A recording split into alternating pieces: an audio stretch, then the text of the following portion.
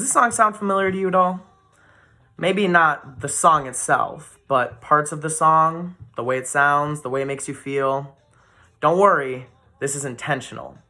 The genre of this song is called city pop, and city pop is a genre that emerged in Japan from the 1970s to the 1980s, when Japan was experiencing an immense economic boom. This is one of my favorite genres of music to listen to because it's super easy to listen to, and it just sounds nice.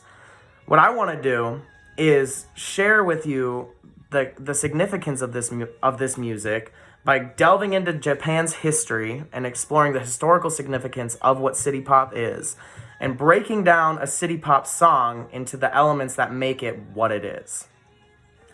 Now, for the historical significance, before the 1970s, Japan had a very struggling economy. In the post-war period, Japan had shortages of just about everything. Because Japan's urban areas were hit by the nuclear bombs, industrial production was at an all-time low.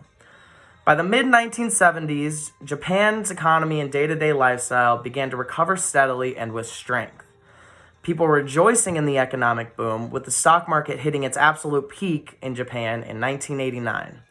Technology coming out of Japan was steadily increasing in value worldwide, bringing Japan into a very safe economic situation. Well, now that the boring history is out of the way, let's explore how Japanese people socially responded to this economic boom. Japan became filled with people that wanted to spend their money lavishly and without concern. The big cities were filled with skyscrapers and neon lights, flashing signs, and clubs all around.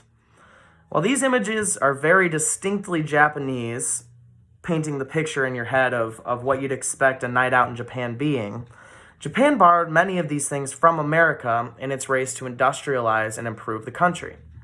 Not only did this resonate in the form of the lifestyle that Japanese people participated in, the work ethic, city life, and also the music was borrowed from American customs and culture.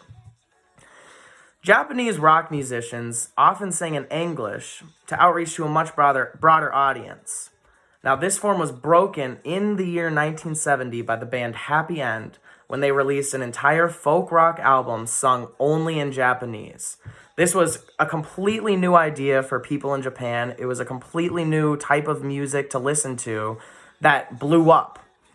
It marked a turning point for the whole Japanese music industry. And that's where city pop comes into it. At the time, when people were listening to it when it was coming out, city pop was labeled as cheesy and overproduced. While Japanese nightlife was booming, people spent more money on the lifestyle.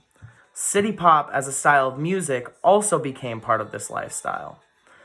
Because of its mashup of styles, it's hard to pinpoint exactly what city pop sounds like.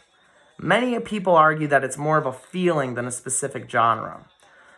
This is because city pop was made specifically for the rich people in the cities spending their money, going to casinos, and living their lives lavishly, as they're supposed to.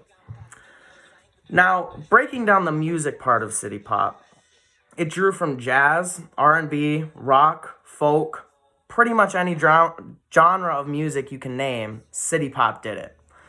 Not only was the music a huge factor, the lyrics made city pop what it is just as much as modern day country lyrics contribute to the style.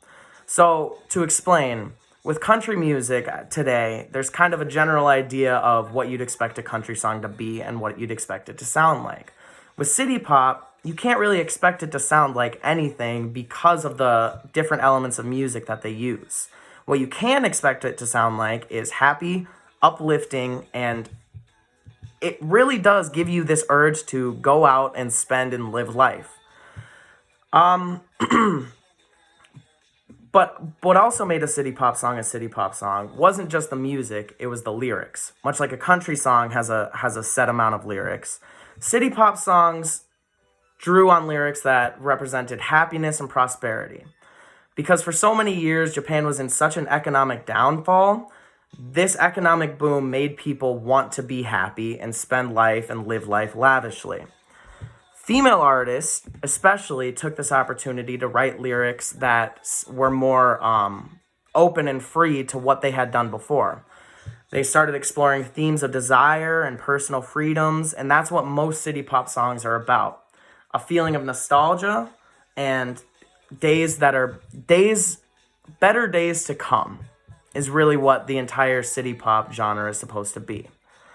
Now, on top of the music part and the lyrics, the art for city pop was very, very specific. The art was made to be colorful, and it was made to represent big cities. Now, the cities that they were supposed to represent, they tried to use cities in America, like California and New York, stuff by the beach that made you think of expensive living. And that was the whole point of city pop, was to be expensive, to be loud, to be boisterous, to be big, and to be bright.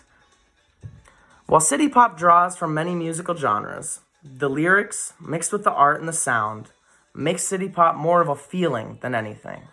It's a feeling of good days to come, a feeling of buying things without a second thought, and the feeling of a brisk night walk on the town.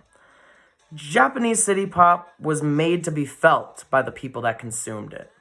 It's a relic of Japanese history, as it shows the hardships that people had to deal in Japan, and people coming out of those hardships and celebrating this new way to experience life. I encourage every single one of you to go out on YouTube, find a city pop compilation. They're about like an hour and a half long, just filled with city pop songs, and see what it makes you feel. See if it makes you want to go out, spend some time with people, call up a family member, who knows. Thank you.